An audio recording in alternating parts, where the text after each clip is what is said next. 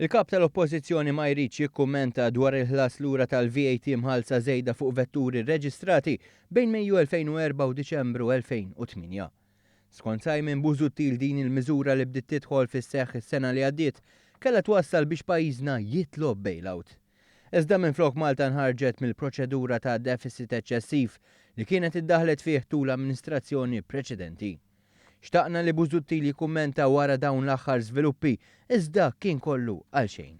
Dr. Busuttil, kont tgħid li jekk il-gvern jagħti lura l-VAT fuq il-karozzi, pajjiżna ħajidħol f'bailout, għadek taħseb l-istess. Salmilkom. Għadek taħseb pajjiżna ħajidħol f'bailout. Fit-3 ta' Ottubru 2012 Busuttil kiteb hekk f'artiklu fit-Times of Malta dwar kif pajjiżna jidħol f'bailout bi gvern Laburista. Skontu waħda mir raġunijiet kienet din il-miżura u għamilha ċara li ma ridix issir. Fost oħrajn kiteb among the more expensive promises are its commitment to refund VAT and car registration tax to about 18,000. Iżda l-gvern ta' Joseph Muscat żamm il-wedda tiegħu fl-istess ħin li l-qagħda ekonomika baqgħet titjieb. Is-sena l-oħra diġà tħallsu lura 3,200,000 euro fuq medda ta' 7 snin se jkunu tħallsu lura 31 miljun euro.